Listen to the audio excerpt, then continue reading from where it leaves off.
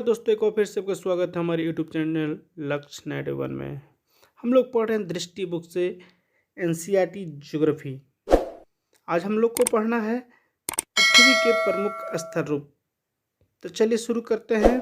पहला प्रश्न है, पृथ्वी के विभिन्न स्थल रूपों उदाहरण पर्वत, घाटी, पठार एवं मैदानों का निर्माण किन प्रक्रियाओं के परिणाम स्वरूप हुआ है?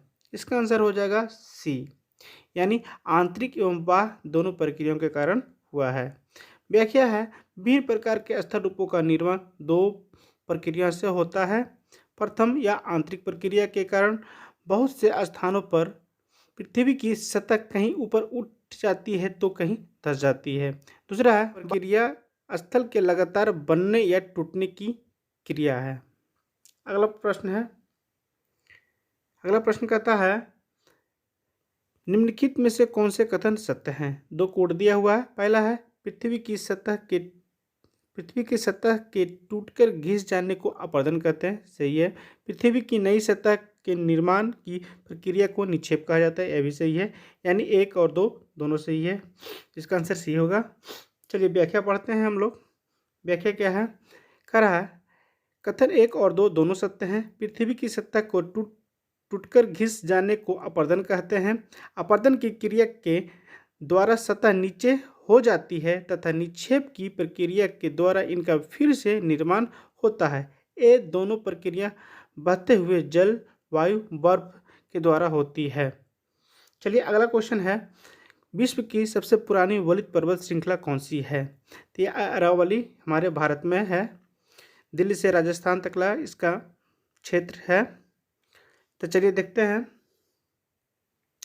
कि इसका व्याख्या क्या है।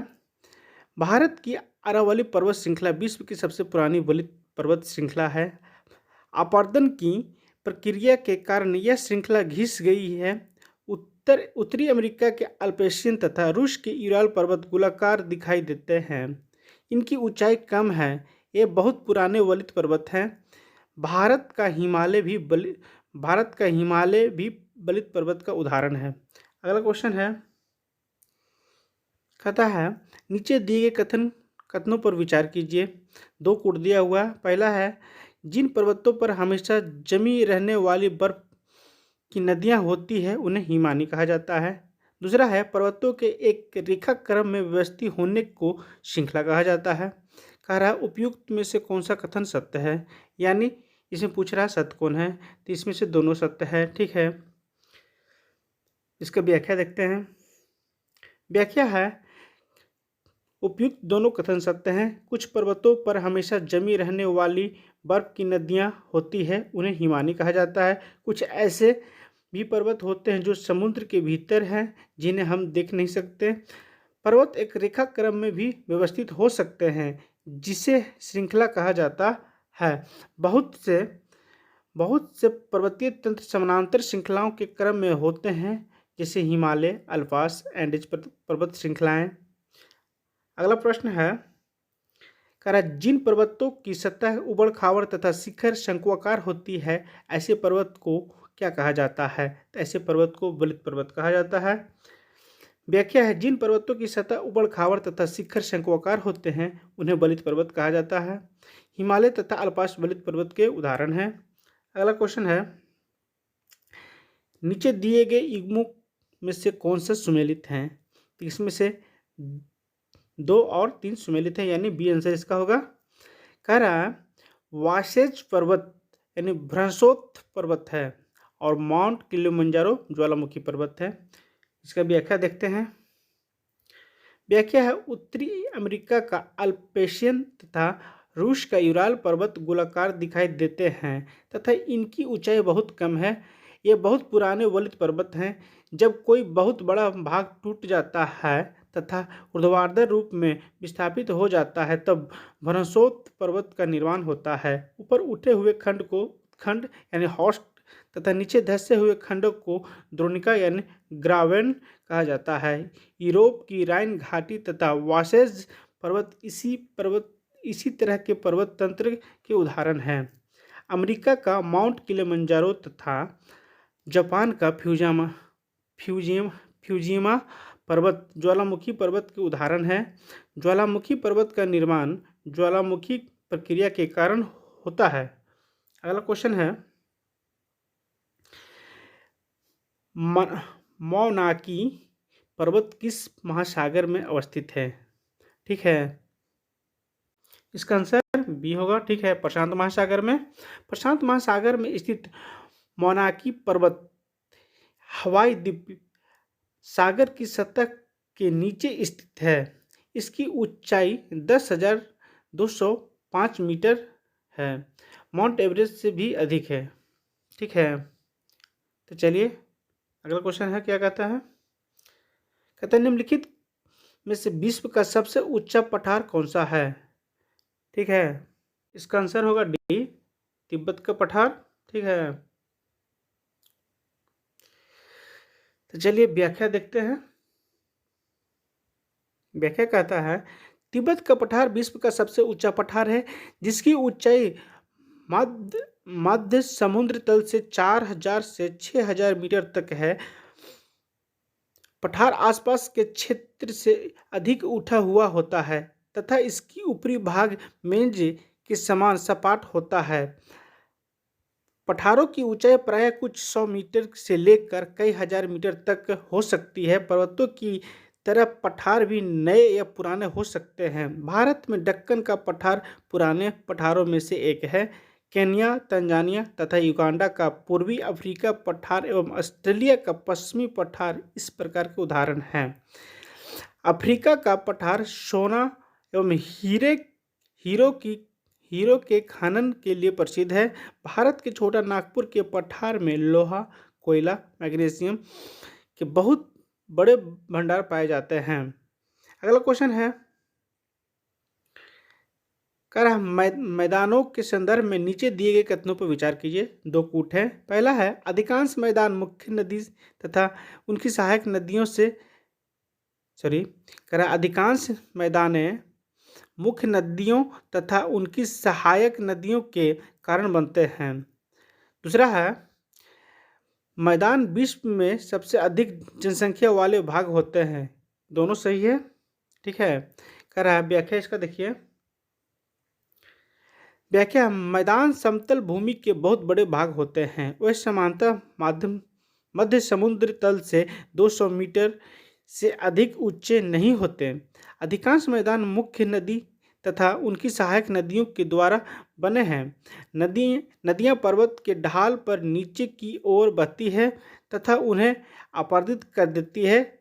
वे अपरदित पदार्थ को अपने साथ आगे की ओर ले जाते हैं। अपनी साथ ढोए जाने वाले पदार्थ जैसे बालू तथा सिल्ट को वे घाटियों में निक्षेपित कर देती है। इसी निक्षेपों से मैदान का निर्माण होता है। समानता मैदान अधिक उपजाऊ होते हैं तथा यहाँ आवास एवं परिवहन के साधन का निर्माण करना आसान होता है। इसीलिए मैदान विश्व के सबसे अधिक जनसंख्या वाले भाग होते हैं। चलिए अगला क्वेश्चन देखते हैं। ये नया टॉपिक आ गया है। ठीक है, हमारा देश भारत। ठीक है, पहला क्वेश्चन है इसमें, भारत की मुख्य भूमि का विस्तार दक्षिण से उत्तर की ओर किन अक्षांशों के मध्य हुआ है? तो इसका आंसर हो जाएगा 8 डिग्री 4 मिनट उत्तर से 37 डिग्री 6 मिनट उत्तर तकला है। ठीक है, व्याख्या है भारत उत्तरी गोलार्ध में स्थित है। भारत की मुख्य भूमि का विस्तार 8 डिग्री 4 मिनट उत्तर तथा 37 डिग्री 6 मिनट उत्तरी अक्षांश के बीच है। अगला क्वेश्चन है, पश्चिम से लेकर पूर्व तक भारत का विस्तार देशांतर के बीच है। ठीक है, इसका डी हो जाएगा। ठीक है, चलिए इसका 68 डिग्री 7 मिनट पूर्व से लेकर 97 डिग्री 25 मिनट पूर्व है। व्याख्या इसका है देखिए, पश्चिम से लेकर पूर्व तक भारत का विस्तार 8 डिग्री 7 मिनट पूर्व तथा 97 डिग्री 25 मिनट पूर्व देशांतर के बीच है। अगला क्वेश्चन है, कर्क रेखा 23 डिग्री उत्तर किन राज्यों से होकर गुजरती है? तो इसका आंसर हो जाएगा डी, उपयुक्त में से सभी। ठीक है, देखिए इसमें लगभग लगभग नहीं 8 राज्य से भारत गुजरती है। इसका है, चलिए व्याख्या पढ़ते हैं। कर्क रेखा देश के लगभग मध्य भाग से होकर गुजरती है। यह रेखा भारत के 8 राज्यों से होकर गुजरती है, जो इस प्रकार है: गुजरात, राजस्थान, मध्य प्रदेश, छत्तीसगढ़, झारखंड, पश्चिम बंगाल, त्रिपुरा और मिजोरम। चलिए अगला क्वेश्चन है, खरा भारत की स्थलीय सीमा कितने देशों के साथ जुड़ी है? ठीक है, तो 7 देशों के साथ स्थलीय सीमा जुड़ी है। कौन कौन से है देखते हैं कर व्याख्या में। भारत देश की स्थलीय सीमा 7 देशों के साथ जुड़ी हुई है। यह देश हैं चीन, नेपाल, भूटान, म्यांमार, पाकिस्तान, बांग्लादेश और अफगानिस्तान। अगला क्वेश्चन है,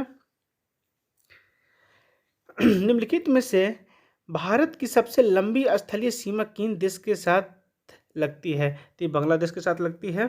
ठीक है, इसका आंसर हो जाएगा डी। भारत की सबसे लंबी स्थलीय सीमा बांग्लादेश के साथ लगती है। ठीक है, लगभग 40-96 शायद इसका है, एक्यूरेट याद नहीं है, लेकिन 40-96 किलोमीटर इसका है। चलिए आगे देखते हैं।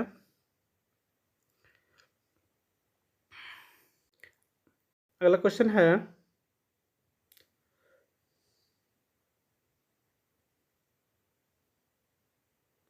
चलिए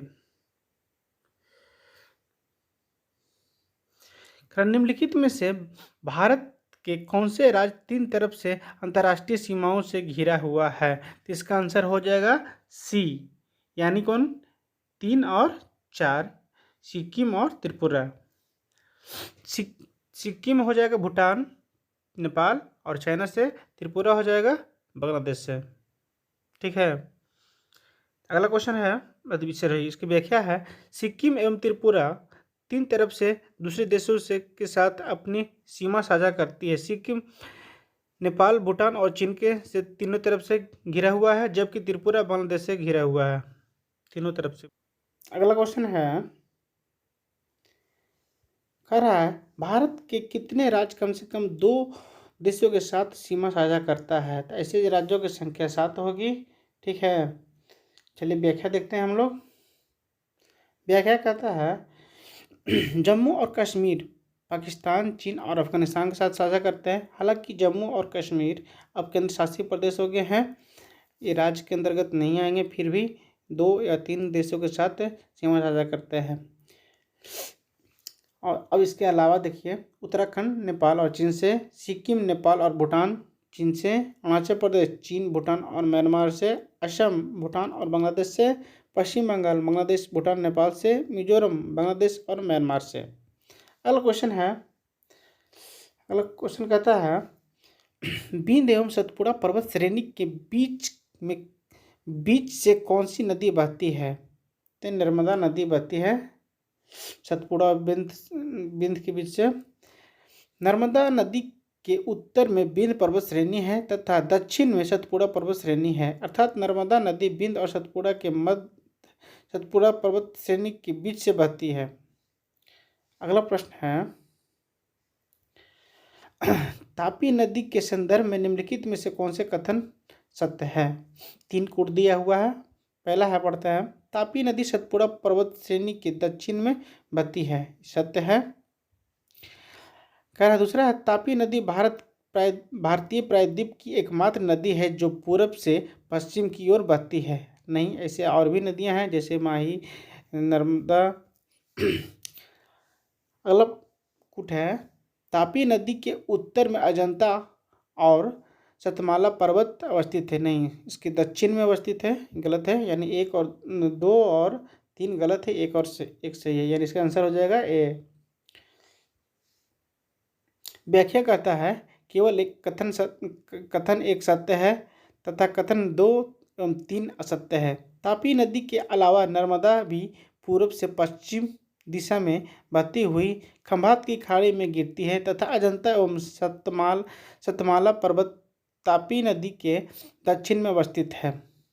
तो चलिए अगला क्वेश्चन देखते हैं। हिमालय पर्वत को 3 मुख्य समानांतर श्रृंखलाओं में बांटा जाता है, उत्तर से दक्षिण की ओर उनके सही क्रम क्या है? ठीक है, इसका आंसर होगा डी होगा। ठीक है, इस देखिए उत्तर से दक्षिण कैसे है, बृहद हिमालय, मध्य हिमालय, शिवालिक। चलिए इसके डिस्कशन पढ़ते हैं। उत्तर में बर्फ से ढका हिमालय हमारे देश के लिए संतरी संतरी यानी किसको बोल सकते हैं, कह रहा उत्तर में बर्फ से ढका हिमालय हमारे देश के लिए संतरी का कार्य करता है। हिमजोड़ आलय का मतलब होता है बर्फ का घर। हिमालय पर्वत को 3 मुख्य समानांतर श्रृंखलाओं में बांटा जाता है। उस सबसे उत्तर में स्थित श्रृंखला को बृहद हिमालय या हिमाद्री कहते हैं। मध्य हिमालय या हिमाचल हिमाद्री के दक्षिण में स्थित है। शिवालिक सबसे दक्षिण में स्थित श्रृंखला है। अगला क्वेश्चन देखते हैं। नीचे दिए गए नदियों के नाम को ध्यान से देखिए, ठीक है। पहला है महानदी, गोदावरी, कृष्णा, कावेरी। उपयुक्त में से कौन सी नदियां डेल्टा बनाती है? तो इनमें सारी नदियां डेल्टा बनाती है, ठीक है। लगभग जितनी भी बंगाल की खाड़ी में जो भी नदियां गिरती है सारी की सारी डेल्टा बनाती है, ठीक है। क्योंकि इस पूर्वी तट की तरफ ढाल मंद है, इस कारण नदियां कचरा जो लाती है वो निक्षेपित करते जाती है। उस कारण से ऐसे डेल्टाई स्थलाकृति का निर्माण होता है। और पश्चिमी घाट जो इसका क्या बोलते हैं, कगारी खड़ा ढाल के कारण जो नदी का धारा है तेज रहने के कारण मलबा को समुद्र में लेके साथ चल जाती है। चलिए इसको हम लोग व्याख्या देखते हैं। कह रहा महानदी, गोदावरी, कृष्णा एवं कावेरी ये सभी पूर्व की ओर बहने वाली नदियां हैं, बंगाल की खाड़ी में गिरती है। ये नदियां अपनी मुहाने पर उपजाऊ डेल्टा का निर्माण करती है, ठीक है। अगला क्वेश्चन है, सुंदरबन डेल्टा के संदर्भ में नीचे दिए गए कथनों में से कौन सा कथन सत्य है? 2 कोड दिए गए। ये विश्व का सबसे बड़ा डेल्टा है, सही है। इस डेल्टा की आकृति त्रिभुजाकार है, दोनों सत्य है। इसका आंसर 1 और 2 दोनों हो जाएगा। चलिए व्याख्या देख लेते हैं। कहता है गंगा एवं ब्रह्मपुत्र नदियां विश्व की सबसे बड़े डेल्टा का निर्माण करती है, जिसे सुंदरबन डेल्टा कहा जाता है। इस डेल्टा की आकृति त्रिभुजाकार है। डेल्टा स्थल का वह भाग होता है जो नदियों के मुहाने पर बनता है। जहाँ नदियाँ समुद्र में प्रवेश करती है उस जगह को नदी का मुहाना कहा जाता है। अगला क्वेश्चन है, भारत का कौन सा द्वीप प्रवाल द्वीप है? ठीक है, तो लक्षद्वीप प्रवाल द्वीप है, ठीक है।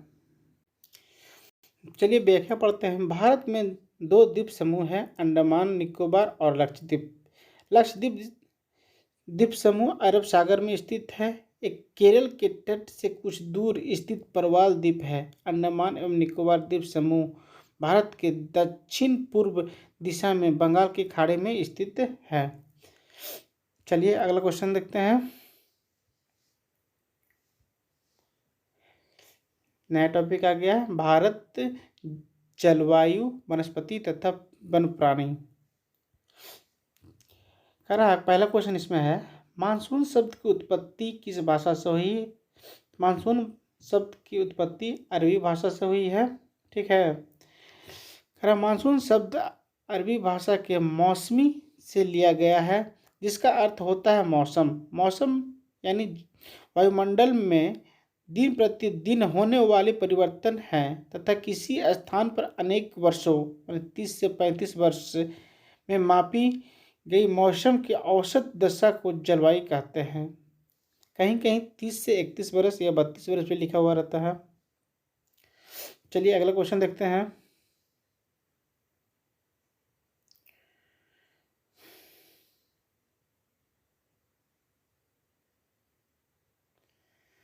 अगला क्वेश्चन है, निम्नलिखित में से भारत के किस भाग में लौटते हुए मानसून के कारण वर्षा होती है? ठीक है, तो तमिलनाडु यानी पूर्वी तट पर लौटते हुए मानसून यानी ठंडी के मौसम में वर्षा होती है, ठीक है।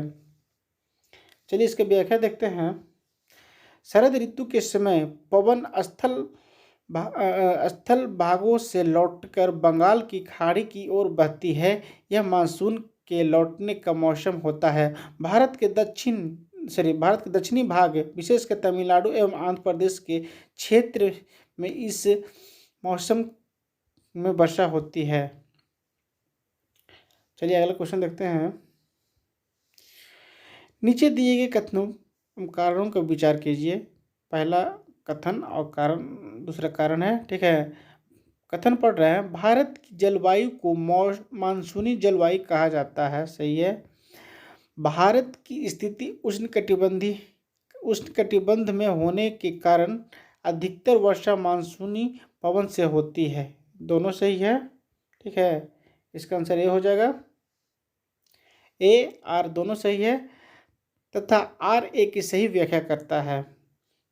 चलिए हम लोग भी व्याख्या करते हैं। भारत की जलवायु को मानसूनी जलवायु कहा जाता है क्योंकि भारत की स्थिति उष्णकटिबंध में होने के कारण अधिकतर वर्षा मानसून पवन से ही होती है। अगला क्वेश्चन है, देखिए अगला क्वेश्चन क्या कहता है। किसी स्थान की जलवायु के निर्धारण में कौन कौन से कारक महत्वपूर्ण होते हैं। तो इसका आंसर हो जाएगा उपयुक्त में से सभी। जलवायु परिवर्तन के बहुत सारे कारण होते हैं, जिसमें होते हैं स्थान की स्थिति, ऊंचाई, समुद्र से दूरी, ऊंचावच। ठीक है, चलिए व्याख्या देखते हैं हम लोग इसका। कह रहा किसी स्थान की जलवायु उसकी स्थिति, ऊंचाई, समुद्र से दूरी तथा ऊंचावच पर निर्भर करती है। इसलिए हमें भारत की जलवायु में क्षेत्रीय विभिन्नता का अनुभव होता है। यानी कहीं कहीं जलवायु भारत में कहीं ठंडा है, कहीं गर्मी है, कहीं बरसात होती है। ऊंचावच के कारण ही ऐसा स्थिति देखने को मिलता है। समुद्र की दूरी के कारण ऐसा स्थिति देखने को मिलता है। जैसे ठंडी में उत्तर भारत में कड़ाके की ठंडी पड़ता है तो तटवर्तीय क्षेत्र में मौसम सुहावना रहता है, यानी गर्मी टाइप से थोड़ा रहता है। ये समुद्र की दूरी और ऊंचावच के कारण ही इससे स्थिति उत्पन्न होता है। चलिए अगला क्वेश्चन देखते हैं। विश्व में सर्वाधिक वर्षा कहाँ होती है।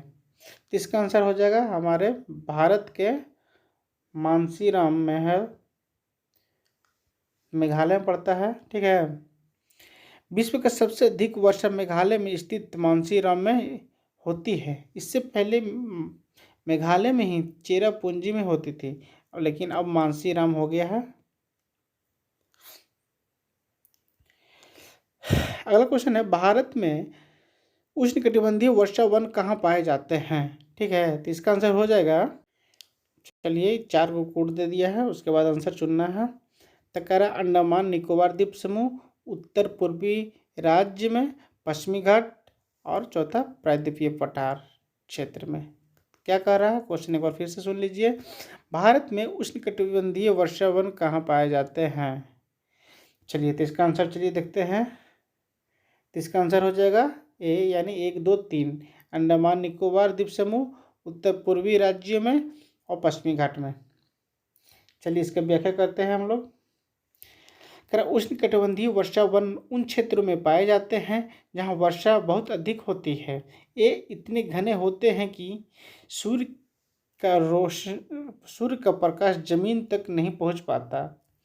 ये वन वर्षा के अलग अलग समय पर अपनी पत्तियां गिराते हैं, फलतः हमेशा हरे भरे दिखाई देते हैं, इसलिए इन्हें सदाबहार वन भी कहा जाता है। भारत में ये वन अंडमान निकोबार द्वीप समूह, उत्तर पूर्वी राज्यों में कुछ भागों तथा पश्चिमी घाट की संकरी पट्टी में भी पाई जाती है। चलिए अगला क्वेश्चन देखते हैं। हमारे देश के अधिकांश भाग में किस प्रकार के वन पाए जाते हैं। तो इसका आंसर हो जाएगा बी, यानी उष्णकटिबंधीय पतझड़ वन। हमारे देश में बहुत बड़े भाग में उष्णकटिबंधीय पतझड़ वन पाए जाते हैं। इन वनों का मानसूनी वन भी कहा जाता है। ये कम घने होते हैं और वर्ष के एक निश्चित समय में अपनी पत्तियां गिरा देते हैं। चलिए अगला क्वेश्चन है, निम्नलिखित में से कौन सा कथन सत्य है। तो कोट दिया हुआ है, पहला पढ़ रहा है, कटीले झाड़ियों वाले वनस्पति में पानी की क्षति होने को कम करने के लिए पत्तियों में बड़े बड़े कांटे होते हैं। ठीक है। दूसरा है, पर्वतीय क्षेत्रों में पर्वतों की ऊंचाई के साथ वनस्पति में भिन्नता पाई जाती है। यह भी सही है। चलिए इसका आंसर देखते हैं क्या है। इसका आंसर हो जाएगा सी। चलिए व्याख्या पढ़ते हैं। उपयुक्त दोनों कथन सत्य हैं। कटीले झाड़ियों वाली वनस्पतियां शुष्क भागों में पाई जाती है। पानी की क्षति को कम करने के लिए अपनी पत्तियों में बड़े बड़े कांटे होते हैं। कांटे होते नहीं हैं, पत्ती कांटे के रूप ही ले लेते हैं। ठीक है। और कह रहा पर्वतों में ऊंचाई के अनुसार वनस्पतियों के विभिन्न प्रकार पाए जाते हैं, क्योंकि ऊंचाई बढ़ने के साथ तापमान में कमी आती है।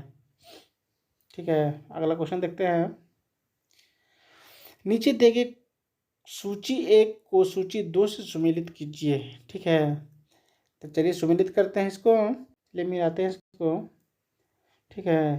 तो पहला क्या हो जाएगा, क्या रोजवुड महोगनी ये पढ़ते हैं उष्णकटिबंधीय सदाबहार वन में, यानी हमेशा इसमें पत्ती रहती है। दूसरा पीपल और नीम ये बढ़ेगा उष्णकटिबंधीय पतझड़ में। गांव में देखते हैं नीम के पेड़ के पत्ता झड़ जाता है, जस्ट मतलब क्या, गर्मी आने से पहले ही झड़ जाता है और गर्मी जैसे ही आता है वो पूरा पत्ती हरा हरा भर जाता है उसमें। दूसरा हो जाएगा, तीसरा सॉरी खैर बबूल ये हो जाएगा कटीले झाड़ी वाला। और चौथा हो जाएगा पाइन देवदार, यानी पर्वतीय क्षेत्र में पाया जाता है जो। चलिए इसका व्याख्या देख लेते हैं हम लोग।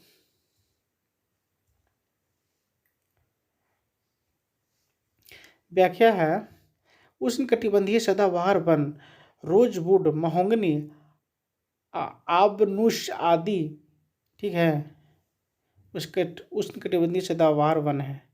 दूसरा पढ़ रहा है उष्णकटिबंधीय पतझड़ वन पीपल नीम शीशम सागवान साल आदि। तीसरा है कटीले झाड़ी वाला खैर बबूल कैक्टस कीकर आदि। पर्वतीय वनस्पति पाइन देवदार चीड़ आदि। ठीक है।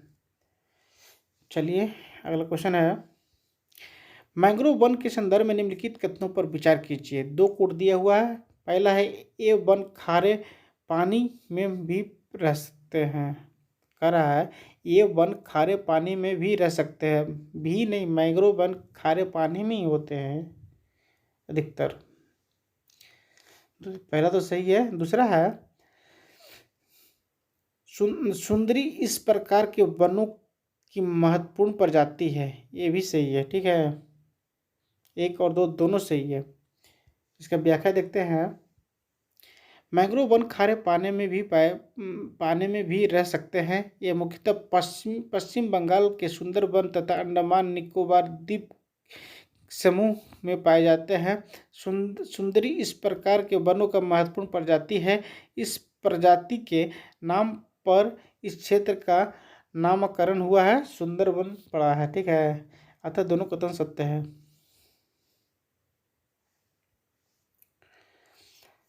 चलिए अगला क्वेश्चन है, वन जीव सप्ताह कब मनाया जाता है। तो इसका आंसर हो जाएगा ए अक्टूबर के पहले सप्ताह में वन जीव सप्ताह मनाया जाता है, अक्टूबर का पहला सप्ताह में। इसका व्याख्या है, प्रत्येक वर्ष अक्टूबर के पहले सप्ताह को वन्य जीव सप्ताह के रूप में मनाया जाता है, ताकि वन्य जीवों के निवास को संरक्षित रखने के लिए जागरूकता लाई जा सके। अगला क्वेश्चन है, निम्नलिखित में से भारत में जंगली बकरी कहाँ पाई जाती है। तो इसका आंसर हो जाएगा डी, हिमालय क्षेत्र में। निम्नलिखित में से भारत में जंगली बकरी कहाँ पाई जाती है। तो हिमालय क्षेत्र में। व्याख्या है जंगली बकरी हिम तेंदुआ आदि हिमालय क्षेत्र में पाए जाते हैं। अगला क्वेश्चन और भारत में जंगली गधे का प्राकृतिक निवास स्थान कहाँ है? तो इसका आंसर हो जाएगा सी, कच्छ के रण में है। ठीक है। व्याख्या भारत में जंगली गधे कच्छ के रण में पाए जाते हैं। ठीक है, यहीं ही समाप्त करते हैं वीडियो को, क्योंकि इससे ज़्यादा पढ़ाने पर ज़्यादा वीडियो बड़ा बन जाएगा। ठीक है। अब इस अगला वीडियो में देश और उनके निवासी पढ़ाएंगे। ठीक है। आप लोग से रिक्वेस्ट है कि मेरे चैनल को लाइक करें, शेयर करें और सब्सक्राइब करें, ताकि हमें प्रोत्साहन मिले अच्छे अच्छे वीडियो बनाने के लिए और आपको भी फ़ायदा इससे मिलेगा। कुछ तो ज्ञान की बात